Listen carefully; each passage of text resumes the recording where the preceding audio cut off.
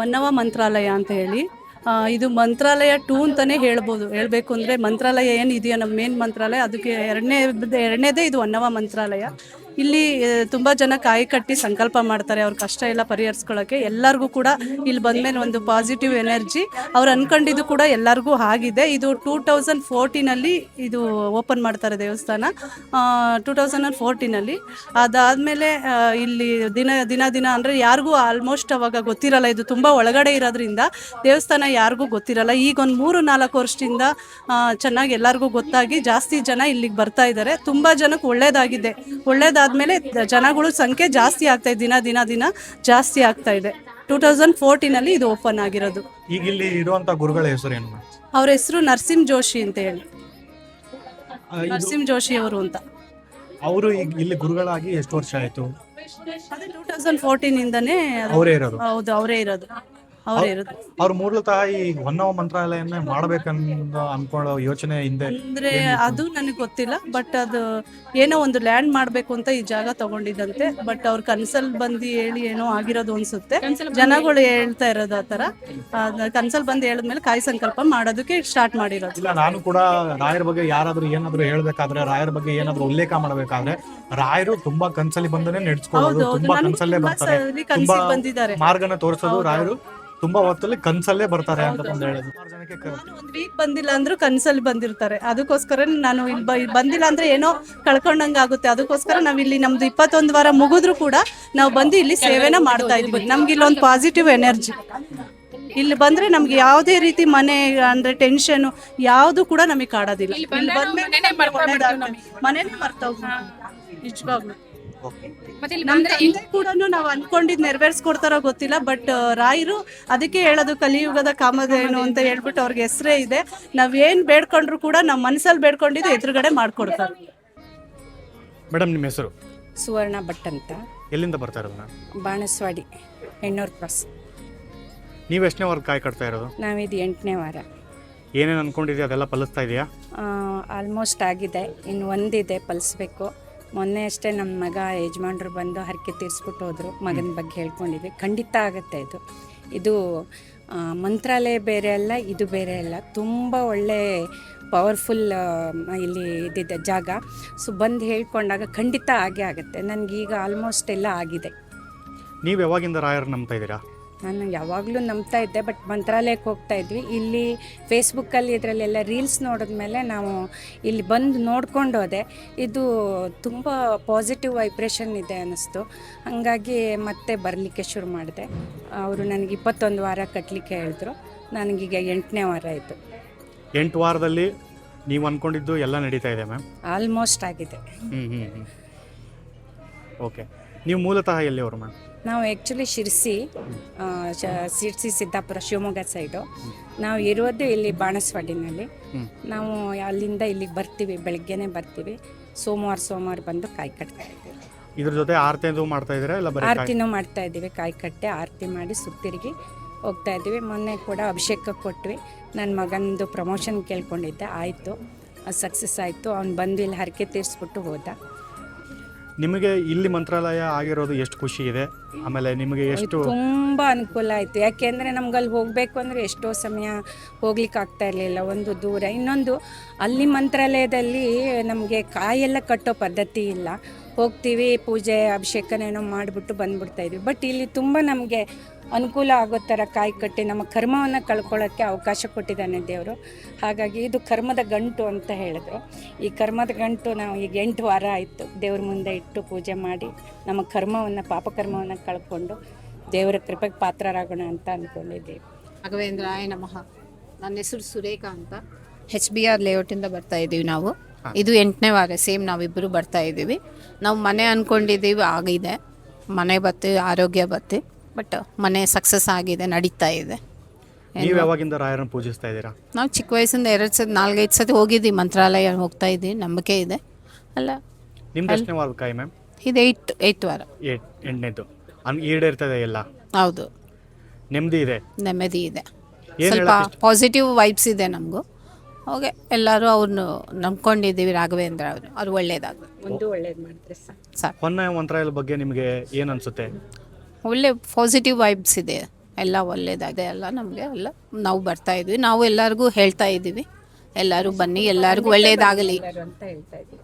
ಎಲ್ಲರಿಗೂ ಒಳ್ಳೇದಾಗಲಿ. ಎಲ್ಲರಿಗೂ ಸಾಮಾನ್ಯ ಕಷ್ಟ ಇರುತ್ತೆ, ಇದು ಬೇಗ ನಾವು ಪರಿಹರಿಸ್ಕೊಳ್ಳುವಂಥ ಒಂದು ಕಷ್ಟಗಳ ಪರಿಹರಿಸಲಿಕ್ಕೆ ಒಂದು ಜಾಗ. ಆ್ಯಕ್ಚುಲಿ ಇದು ನಿಜವಾಗ್ಲೂ ತುಂಬ ಒಳ್ಳೆಯದಾಗುತ್ತೆ. ಎಲ್ಲರೂ ಬನ್ನಿ, ನಿಮ್ಮ ಕಷ್ಟಗಳನ್ನು ಪರಿಹರಿಸ್ಕೊಳ್ಳಿ ಅಂತ ಹೇಳ್ತಾ ಇದ್ದೀನಿ.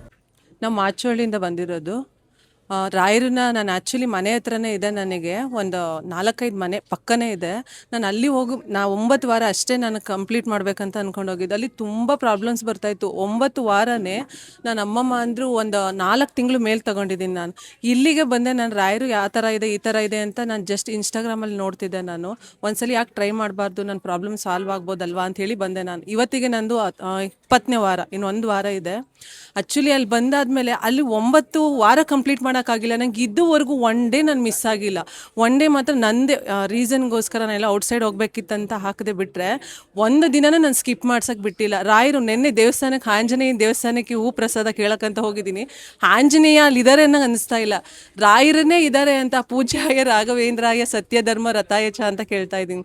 ಅಷ್ಟು ರಾಯರು ತುಂಬ್ಕೊಬಿಟ್ಟಿದ್ದಾರೆ, ಎಲ್ಲದರಲ್ಲೂ ಅವರೇ ಇದ್ದಾರೆ ಅಂತ. ಅಷ್ಟು ತುಂಬ ಇದಾಗ್ಬಿಟ್ಟಿದ್ದಾರೆ. ನೀವು ಕೇಳ್ಕೊಂಡಿದ್ದೆಲ್ಲ ನಡೀತಾ ಆಗಿದೆ 3 ವೀಕ್ಸಲ್ಲಿ ಆಗ್ತಾ ಇದೆ, ಸ್ಲೋ ಮೋಷನಲ್ಲಿ ಆಗ್ತಾ ಇತ್ತು. ನಾನು ಆಗಿಲ್ಲ ಅಂದ್ಕೊಂಡಿದ್ದೆ. ಆ್ಯಕ್ಚುಲಿ ಆಗಿದೆ ಅದು, ಬಟ್ ನಾನು ಮುಂದೆ ನುಗ್ತಾ ಇಲ್ಲ.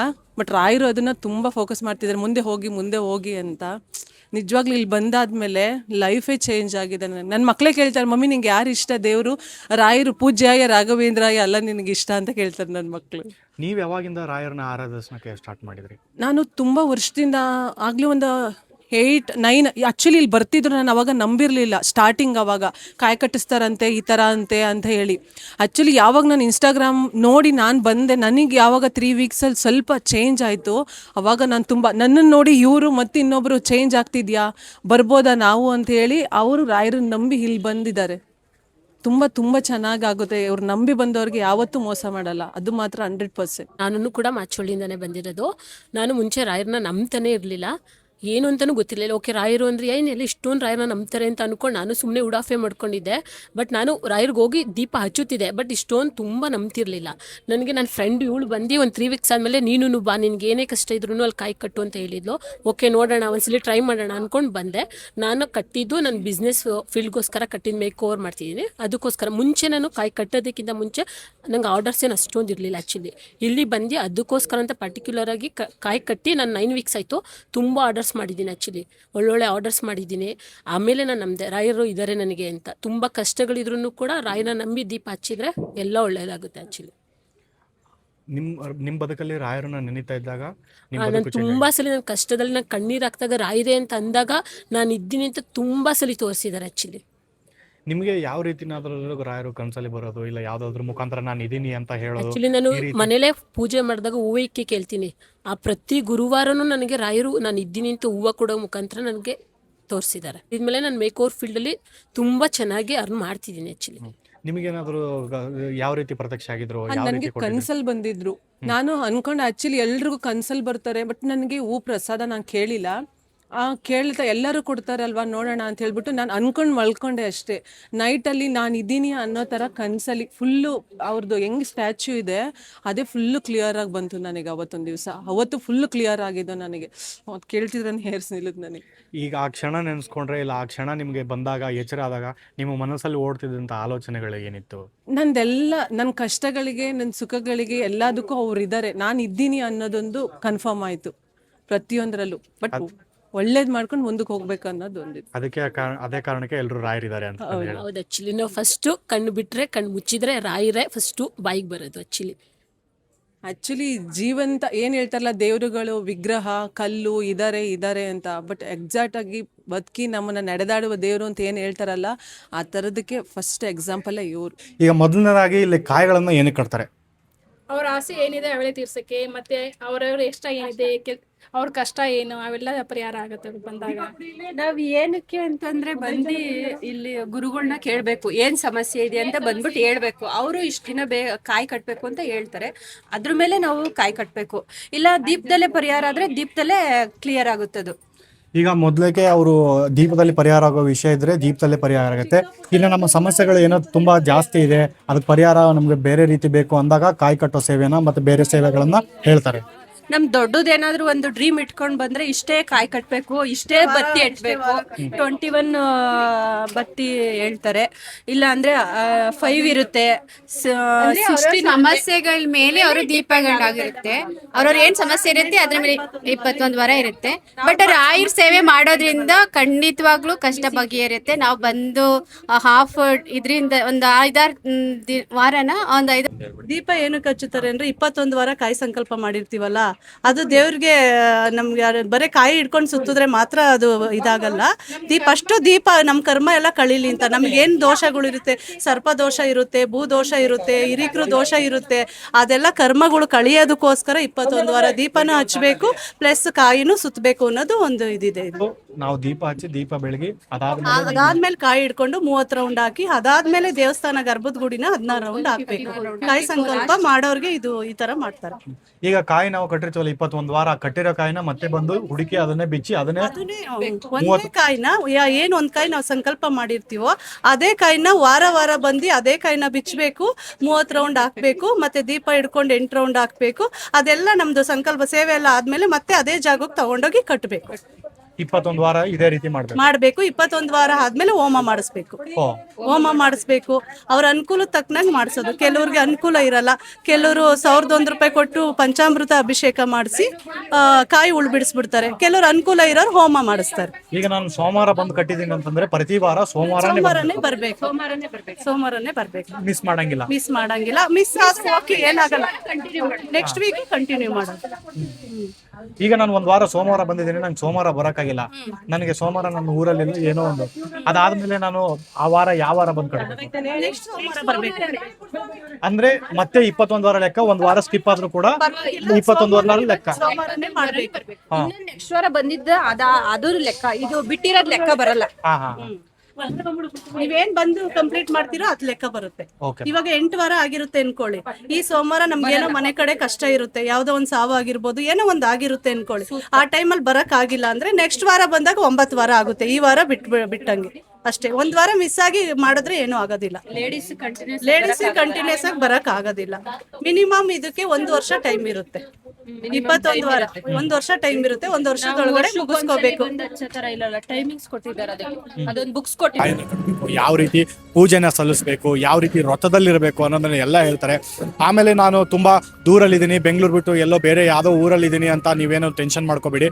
ನಿಮ್ಗೆ ಅದಕ್ಕೂ ಕೂಡ ಪರಿಹಾರ ಇದೆ. ಏನೋ ಸಂಕಲ್ಪ ಮಾಡಿ ಇಲ್ಲೊಂದು ಕಟ್ತಾರೆ, ಆಮೇಲೆ ನಿಮ್ಗೊಂದು ಮನೇಲಿ ಪೂಜೆ ಮಾಡಕ್ಕೆ ಕೊಟ್ಕೊಳ್ತಾರೆ. ನೀವು 7 ವಾರಕ್ಕೆ ಒಂದ್ಸಾರಿ ಬಂದು ಇಲ್ಲಿ ಕಾಯನ್ನ ಪೂಜೆ ಮಾಡ್ಕೊಂಡು ಹೋದ್ರು ಸಾಕಾಗುತ್ತೆ. ಅವರ ಸಮಸ್ಯೆಗಳಿಗೆ ರಾಯರು ಯಾವ ರೀತಿ ಅವರ ಒಂದು ಬದುಕಲ್ಲಿ, ಅವರ ಒಂದು ಜೀವನದಲ್ಲಿ ಸುಧಾರಣೆ ಮಾಡಿದ್ದಾರೆ, ಯಾವ ರೀತಿ ಅವರಲ್ಲಿ ಈ ಮಂತ್ರಾಲಯಕ್ಕೆ ಬಂದು ಹೋದ ಮೇಲೆ ಜೀವನದಲ್ಲಿ ಸುಧಾರಣೆ ಆಗಿದೆ, ಅವರ ಲೈಫ್ ಹೇಗೆ ಚೇಂಜ್ ಆಗಿದೆ ಅನ್ನೋದನ್ನ ಇಷ್ಟೊತ್ತವರೆಗೂ ನೋಡಿದ್ರಿ. ಇಂತಹ ಇನ್ನೂ ಒಂದಿಷ್ಟು ಇಂಟ್ರೆಸ್ಟಿಂಗ್ ವಿಡಿಯೋಗಳು ಹಾಗೆ ಇನ್ನೂ ಹೆಚ್ಚಿನ ಮಾಹಿತಿಗಾಗಿ ನಮ್ಮ ಚಾನಲ್ ಅನ್ನು ಸಬ್ಸ್ಕ್ರೈಬ್ ಮಾಡೋದನ್ನ ಮರಿಲೇಬೇಡಿ. ಹಾಗೆ ಫ್ರೆಂಡ್ಸ್ಗೆ, ಫ್ಯಾಮಿಲಿಗೆ ಈ ವಿಡಿಯೋವನ್ನು ಶೇರ್ ಮಾಡಿ, ಲೈಕ್ ಮಾಡಿ, ಸಬ್ಸ್ಕ್ರೈಬ್ ಮಾಡಿ.